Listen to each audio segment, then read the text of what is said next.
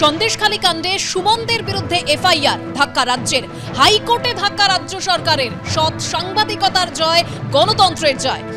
ABP আনন্দের senior vice president সুমনদের বিরুদ্ধে তদন্ত প্রক্রিয়ায় স্থগিতাদেশ, গোটা তদন্ত প্রক্রিয়ায় অন্তর্বর্তী স্থগিতাদেশ। নির্দেশ হাইকোর্টের বিচারপতি কৌশিক চন্দর। যে ধারায় মামলা হয়েছে সেটার গ্রহণযোগ্যতা নেই মন্তব্য হাইকোর্টের।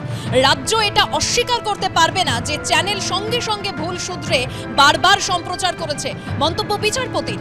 আবেদনকারীর আইনজীবীর কাছে এফআইআর দেখতে চাইলেন বিচারপতি। রাত 8টায় প্রথম সম্প্রচারিত হয়, আর ওই দিন রাত থেকেই ভুল স্বীকার করে ক্ষমা প্রার্থনা করে নতুন সংবাদ পরিবেশনা শুরু হয়। আদালতে সওয়াল আইনজীবী রত্নাঙ্ক বন্দ্যোপাধ্যায়, সন্দীপন গঙ্গোপাধ্যায়। বারবার যদি কেউ অবস্থান স্পষ্ট করে ক্ষমা চায় তাহলে তার যে কোনো অসৎ উদ্দেশ্য ছিল না সেটা পরিষ্কার হয়ে যায়, মন্তব্য বিচারপতির। এ বিষয়ে আরো বিস্তারিত কথা বলবো। আমাদের সঙ্গে সরাসরি আমাদের প্রতিনিধি সৌভিক মজুমদার রয়েছে।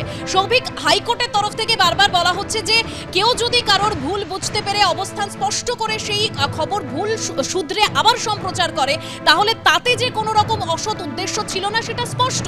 আর এক্ষেত্রে আদালত রাজ্য সরকার বা প্রশাসনের যে উদ্দেশ্য সেটা নিয়ে প্রশ্ন তুলে দিচ্ছে।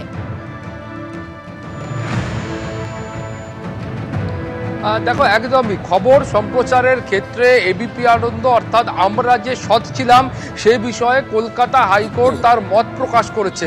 তার কারণ মাননীয় বিচারপতি কৌশিক চন্দ্র বলছেন যে যেখানে একটা ভুল হয়েছে এবং সেই ভুলের কারণে তৎক্ষণাৎ সেই ভুল সংশোধন করা হয়েছে এবং তারপরে বারবার সেই ভুল স্বীকার করে ক্ষমা চাওয়া হয়েছে।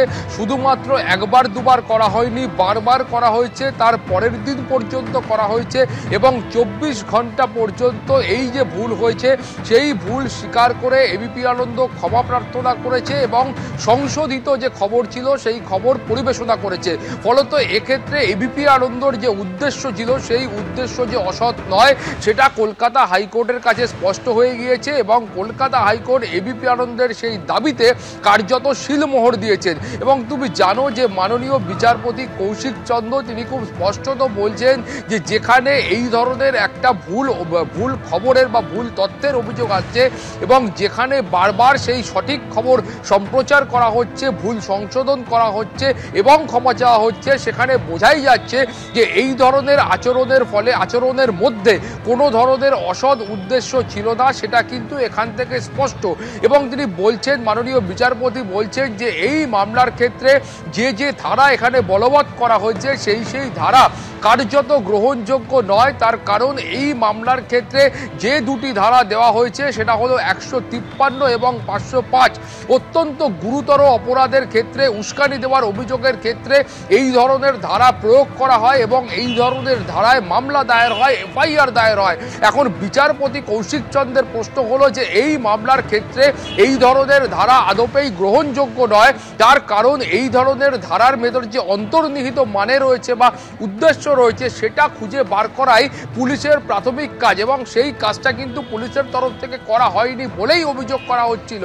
এবং সেখানে মাননীয় বিচারপতি বলছেন যে সমস্ত ভুলই যে তার মানে একটা বড় অপরাধ এমনটা কিন্তু নয়। এই ধরনের যে ভুল হয়েছে সেই ভুল মানেই যে একটা বড় ধরনের অপরাধ হয়েছে, চক্রান্ত হয়েছে, ষড়যন্ত্র হয়েছে এমনটা কিন্তু নয়। এবং প্রাথমিক পর্যায়ে রাজ্যের তরফ থেকে যে দাবি পেশ করা হচ্ছিল যে এই ধরনের একটা খবরের মাধ্যমে যে গন্ডগোল হয়েছে সেই গন্ডগোল এই ধরনের খবরের কারণেই হয়েছে, সেই দাবিকেও কিন্তু কলকাতা হাইকোর্ট আজকে কার্যত খারিজ করে দিয়েছে।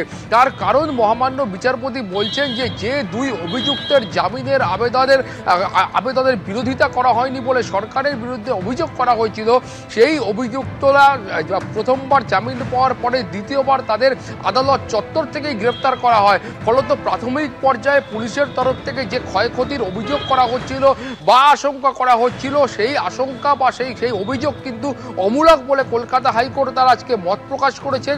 এবং মহামান্য বিচারপতি বলেছেন যে সমস্ত ঘটনার মধ্যে যোগসূত্র থাকা দরকার, অর্থাৎ কোন ঘটনার প্রেক্ষিতে কোন ঘটনা ঘটছে সেই দুটো ঘটনার মধ্যে একটা যোগসূত্র থাকা দরকার এবং এই ঘটনার ক্ষেত্রে সেই যোগসূত্রের অভাব রয়েছে।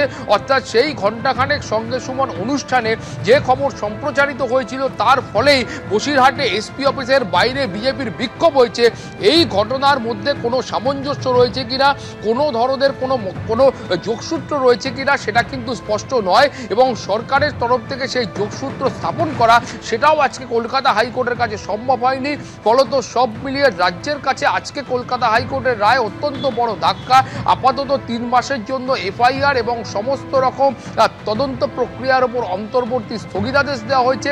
3 মাসের মধ্যে এবিপি আনন্দের সিনিয়র ভাইস প্রেসিডেন্ট সুমন দের বিরুদ্ধে পুলিশ কোনো পদক্ষেপ করতে পারবে না, কোনো 41-এ নোটিশ পাঠাতে পারবে না, কোনো থানায় গিয়ে হাজিরার কথা বলতে পারবে না। ফলে সব মিলিয়ে এই ধরনের যে রায় কলকাতা হাইকোর্টের তরফ থেকে আজকে দেওয়া হয়েছে, সেটা কিন্তু রাজ্য এবং পুলিশ প্রশাসনের তরফে অত্যন্ত অস্বস্তি। দেবস্মিতা, ধন্যবাদ সৌভিক।